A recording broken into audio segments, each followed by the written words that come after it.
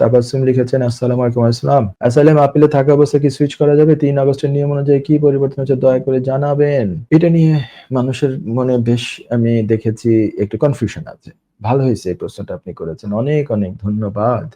সেটা হচ্ছে ৩ আগস্টের নিয়মটা হচ্ছে যে এখন আগে অনেক সময় বিভিন্ন অ্যাপ্লিকেশন রিফিউজ হতো, বলা হতো যে আপনি বেল কন্ডিশনে আছেন এইজন্য রিফিউজ। এখন যদি কেউ বেল কন্ডিশনে থাকে তাহলে শুধুমাত্র বেল কন্ডিশনে আছে এই কারণে আর রিফিউজ হবে না। বেল কন্ডিশনে থাকলে সরাসরি শুধু এই একটাই যদি কারণ হয় রিফিউজ হওয়ার আগে যেটা ছিল, তাহলে রিফিউজ হবে না আর। মানে অন্য রিকোয়ারমেন্টস কিন্তু মিট করতে হবে। ফর এক্সাম্পল একটা জিনিস বলি, অনেককে বেল কন্ডিশন দেওয়া হয় কেন? কারণ হচ্ছে উনি একটা দীর্ঘ সময় যাবত ওভার স্টেয়ার, উনি এরপরে অ্যাসাইলাম ক্লেম করেছেন, ওনাকে বেল কন্ডিশনে দিয়ে রেখেছে। তাহলে কি উনি এখন কি করবেন? উনি অ্যাসাইলাম আপিলে আছে, এই অবস্থায় উনি যে আপনার প্রশ্ন যে উনি কি তাহলে এখন কি ধরেন স্কিলড ওয়ার্কার ভিসায় যেতে পারবেন না, কারণ উনি তো একটা ওভার স্টেয়ার অনেক দিন যাবত। আবার কারো কারো আছে উনি ওভার স্টেয়ার না, ওনার 3C লিভ ঠিক আছে। যদি 3C লিভ ঠিক থাকে, অ্যাসাইলাম আপিলে আছে, বাট কোনো কারণে তাকে বেল কন্ডিশনও দিয়ে রেখেছে, এদিক দিয়ে তার 3C লিভ নষ্ট হয় না। কিভাবে হয় নাই? ধরে নেন উনি এর আগে স্কিলড ওয়ার্কার ভিসায় ছিলেন, স্কিলড ওয়ার্কার ভিসায় থাকা অবস্থায় উনি ভিসা শেষ হওয়ার কয়েকদিন আগে উনি অ্যাসাইলাম ক্লেম করেছেন, সে অ্যাসাইলামটা এক পর্যায়ে গিয়ে রিফিউজ হয়েছে এবং তারপরে এখন উনি আপিল করেছেন, আপিলে চলছে। উনি যে অন টাইম অ্যাসাইলাম ক্লেম করেছিলেন, তার মানে ওনার আগের যে লিভ 3C লিভ, আগের যে স্কিলড ওয়ার্কার ক্যাটাগরির যে লিভ ওইটা 3Cর মাধ্যমে কন্টিনিউ চলছিল। তারপরে যখন এটা ডিসাইডেড হলো অ্যাসাইলামটা রিফিউজ হয়ে গেল, তার আবার 14 দিনের মধ্যে উনি আপিল করলেন, অন টাইম আপিল করলেন, তাহলে ওনার 3C তখনও কন্টিনিউ হচ্ছে। 3C মানে হচ্ছে কন্টিনিউয়াস লফুল লিভ। তো এটা তার চলছে এখনো চলছে।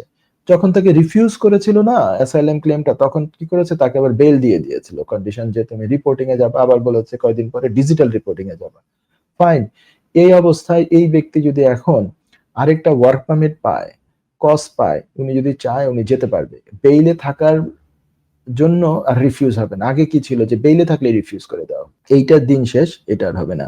আরেকটা আবার সিনারিও বলি, একটা স্টুডেন্ট উনি এসছেন এখানে, উনি স্টুডেন্ট কি করেছেন, উনি কোর্স কমপ্লিট করতে পারেন নাই, কোর্স কমপ্লিট না করেই এক পর্যায়ে দেখা যাচ্ছে 60 দিনের লেটার পেয়ে গেছেন উনি, ইউনিভার্সিটি যেহেতু হোম অফিসকে জানিয়েছেন, কোর্স প্রথম সেমিস্টারে কয়েকদিন মাত্র করেছেন, এরপরে টাকা দেওয়ার যখন সময় হয়েছে আর টাকা দেন নাই বা দিতে পারেন নাই, উনি আর কোর্সও কমপ্লিট করতে পারেন। এখন ওনার অ্যাসাইলামটা উনি ওই সময় ক্লেম করেছেন 60 দিনের সময়ের মধ্যে, অন টাইম করেছেন, তার 3C লিভ আছে, স্টুডেন্ট ভিসার 3C লিভ কন্টিনিউ হচ্ছে।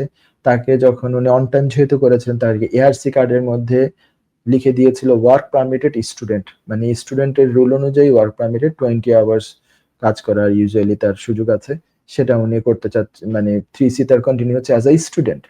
তারপরে কি হলো, ওনার অ্যাসাইলাম ক্লেমটা রিফিউজ ধরেন হয়ে গেল, উনি আবার 14 দিনের ভিতরে আপিল করলেন, এটা ওয়ান টাইম করলেন, ওনার 3C কিন্তু কন্টিনিউয়াসলি চলছে, উনি লফুলি আছেন এই দেশে, অবৈধ নাই, ওনার কাজের রাইটও ঠিক আছে, উনি 20 ঘন্টা কাজ করতে পারেন, বিভিন্ন ধরনের কাজ, লফুল যে কোনো কাজ উনি করতে পারেন। এই অবস্থায় এখন ওনাকে যখন ওই যে অ্যাসাইলামটা রিফিউজ করেছিল, তখন কি করেছিল, বেল দিয়ে দিয়েছিল, একটা বেল দিয়ে দিয়েছিল। এখন কি উনি ওয়ার্ক পারমিটে যেতে পারবেন? ওনার প্রবলেম অন্য জায়গায়, বেইলটা ওনার আর প্রবলেম আর এখন নাই। ওনার প্রবলেম হচ্ছে ওই যে উনি স্টুডেন্ট ভিসা থাকার সময় মানে উনি কোর্স কমপ্লিট করেন নাই, এখানে ওনার 3C লিভ কন্টিনিউ হচ্ছে স্টুডেন্ট হিসাবে। স্টুডেন্ট থেকে ওয়ার্ক পারমিটে যাওয়ার যে নিয়ম কানুন, এগুলো তাকে মেনে ওয়ার্ক পারমিটে যেতে হবে। এই নিয়মের মধ্যে একটা নিয়ম হচ্ছে কোর্স ওনার আগে কমপ্লিট হতে হবে। তো ওনার তো কোর্স কমপ্লিট হয় নাই, তো উনি যেতে পারতেছেন না। আরেকজন ব্যক্তির আমি উদাহরণ দেই, উনি ধরে নেন আসছেন এখানে স্টুডেন্ট ভিসায় আসছেন, ভালো কথা, স্টুডেন্টশিপ ওনার চলছে, ঠিকমতো ইউনিভার্সিটিতে যেতে পারছেন না, এদিক দিয়ে উনি কি করলেন, উনি ডেলিভারি জব করা শুরু করে দিলেন। ডেলিভারি করেন একদিন, ডেলিভারি করার ওনার পারমিশন নাই, এটা জানতে হবে, উনি তো এটা সেলফ এমপ্লয়মেন্ট, এটার মধ্যে ওনার অনুমতি নাই।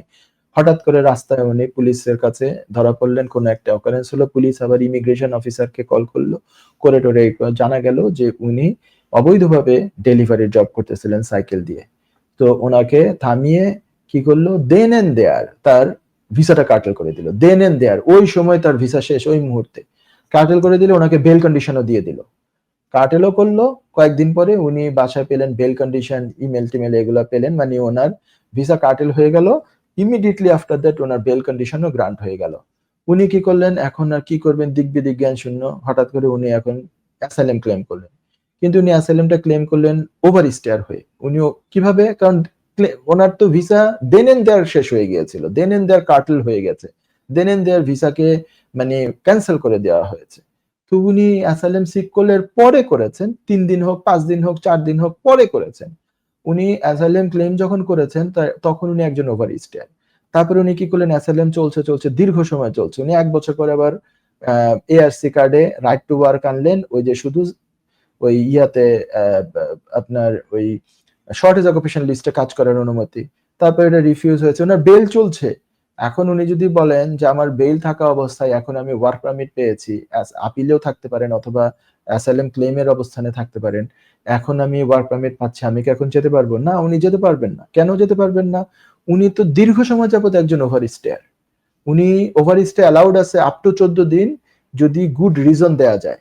তো ওনার তো ওভার স্টে চলছে দীর্ঘ সময় যাবত, সেই যেদিন তার ওই যে ডেলিভারি দেওয়ার সময় ধরে ওনার ভিসা কাটাল করেছে সেই দিন থেকে এখন যতদিন হয়ে গেছে, 1 বছর 1.5 বছর যতদিন হয়েছে ততদিন পর্যন্ত উনি এখন ওভার স্টেয়ার।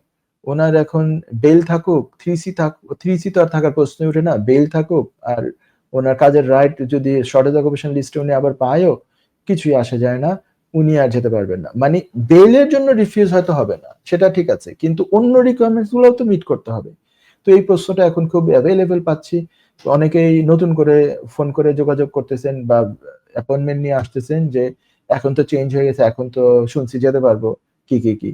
তো এখন হচ্ছে যে অন্যান্য দিকও তো কনসিডারে আনতে হবে। হ্যাঁ, তো এই সমস্ত দিন দেখে আপনার যে প্রশ্নটা শর্ট প্রশ্ন ছিল, আপনার সার্কামস্টেন্সেস নিয়ে আপনি কোনো একজন ভালো লয়ারের সাথে একটু কথা বলেন, সেটা চাইলে করতে পারেন। অথবা আমি এতক্ষণ যা বললাম এটা যদি আপনি বুঝতে পারেন, এটার মধ্যে কোনটার মধ্যে আপনি পড়েন, সেটা বুঝে আপনি একটা সিদ্ধান্ত নেন। আশা করি আপনি প্রশ্ন উত্তর পেয়ে গেছেন।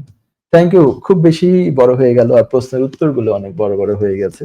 I can't help it. আমাকে উত্তরটা পুরোপুরি না দিতে পারলে আমার মনের মধ্যে একটু ইয়ে থেকে যায়, মানে কি বলবো, উসখুস করতে থাকে। যাই হোক, আশা করি অনেকের উপকারে আসতে পারে।